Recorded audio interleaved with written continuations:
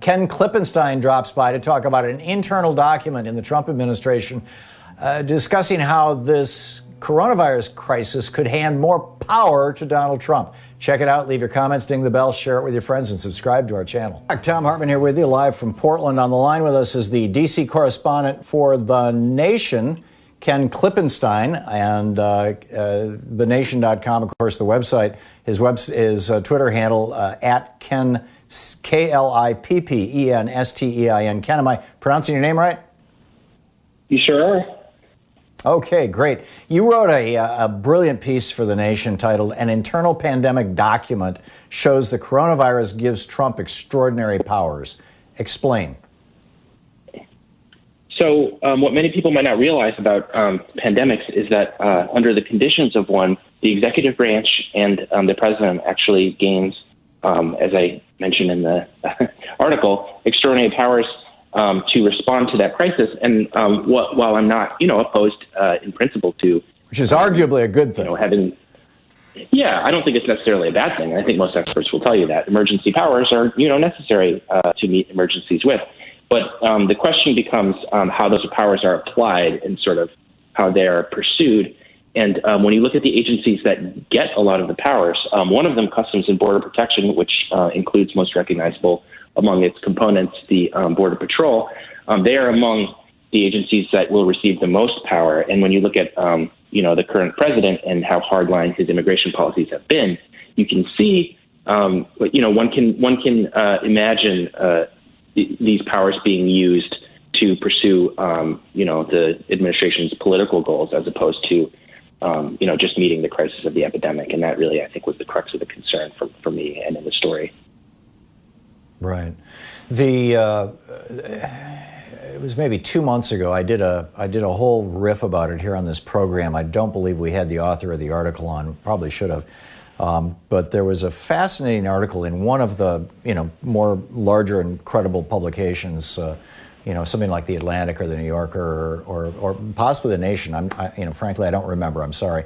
That pointed out that the Customs and Border Patrol isn't part of, or is only peripherally part of, the normal chain of command within the executive branch, and has been in some ways modified and in some ways just outside of the normal procedures, adapted itself to become basically Trump's private little police force, his version of I realize the weakness of Nazi analogies, but we saw Hitler do this with the SS. He had his own, basically, a military or a quasi-military full police power agency that answered directly to the executive. To what extent, if that is the case, or if that becomes the case, and Customs and Border Patrol, or specifically ICE, I believe this article was about how ICE is becoming basically Trump's shock troops and has the potential to, and he's throwing funding at them like there's no tomorrow, has the potential to become his own private military that could even behave beyond their own statutory mandate. To what extent is that a concern, or is that something you didn't encounter in writing this?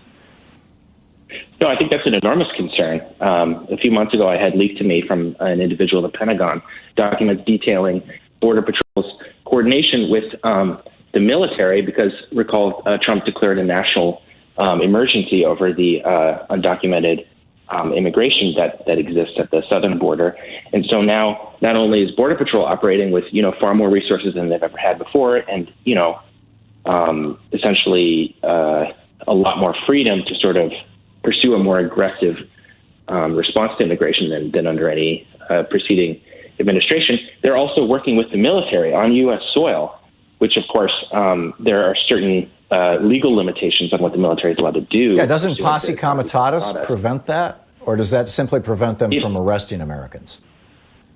It generally, it's very complicated. National security law is very complicated. But when you declare a national emergency, as Trump has, over undocumented immigration at the southern border, that loosens things up. So if you look at the documents that were provided to me, what they show is that the military is allowed to play a support role with Border Patrol. So there are certain things they're allowed to do, and there are certain things they're not. I think it's a bit of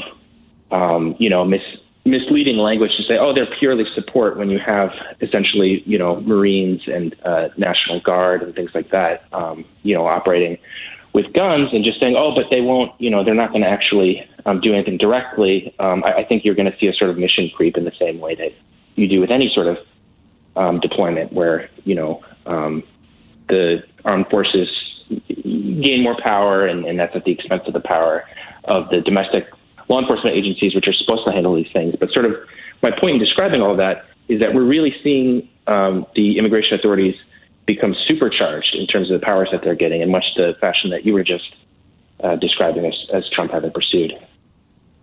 We're talking with Ken Klippenstein. He is the D.C. correspondent for The Nation. TheNation.com is the website. His Twitter handle is @KenKlippenstein. Ken, are there indications, specific indications, that what we're talking about here has moved beyond the abstract into the real, that Customs and Border Patrol or ICE or both are beginning to behave in ways that would indicate that they are not responsive to control by the Department of Homeland Security or the Justice Department or whatever agency might theoretically be in charge of them, instead are beginning to simply do what Trump wants? I know that we've seen situations where Trump goes down to the border and meets these guys or meets ICE guys, and they're all wearing MAGA hats and stuff like that, which is generally prohibited under for federal employees under the normal rules. Certainly they felt free to ignore those kinds of things, but do we have empirical evidence that it's gone beyond that? I would say that the evidence that I have is based on, my extensive source base within Department of Homeland Security, and what they've described to me as a lot of frustration over the inability on their part to do their jobs when all of the money is going to this particular sub-agency, Customs and Border Protection. In addition to that, there appears to be a lot of dissension within the ranks, even among people that, one would not consider liberal or progressive by any means, just thinking that CBP is sort of getting out of control with respect to the authorities and resources that they now enjoy. But the article, I think, was largely cautionary, or at least that was my intention in doing it, because we don't know yet how they were going to be deployed in response. What I got was a pandemic response plan, which describes what they could do pursuant to the emergency authorities established and sort of consolidated under the Bush administration. A lot of people don't know this history. I certainly didn't either. This was in 2007, wasn't it? Yep, that's right. Under the Bush administration, after 9/11, he issued a number of executive orders that, according to his sort of public statements, at least, were aimed at shoring up national security. And one of these things was, again, giving the executive all kinds of special privileges to be able to respond to an epidemic incident. And it's very much reflected the sort of, drift away from kind of civil liberties principles that had been sort of held as sacrosanct for a long time, and towards consolidating more power in the federal government generally. And again, I want to stress, I want to be fair. I don't think that's necessarily the worst thing. There is such a thing as a national emergency, and in some cases that didn't make sense to, respond to that. And I'd feel a lot more comfortable, though, if Bernie Sanders or Joe Biden were president than Donald Trump. Exactly. We have a president here who's, not just his own personal political orientation, but that of his base, which he critically depends on for re-election. And we're in, of course, a re-election year. To me, that is a recipe for trouble and potentially, deployment of border authorities in a way that's perhaps not putting national security first and maybe putting politics in his re-election first. Yeah, more than half of Republicans polled have said that if Trump were to bring out the army to restore order in America, they'd be fine with that. And that was months ago.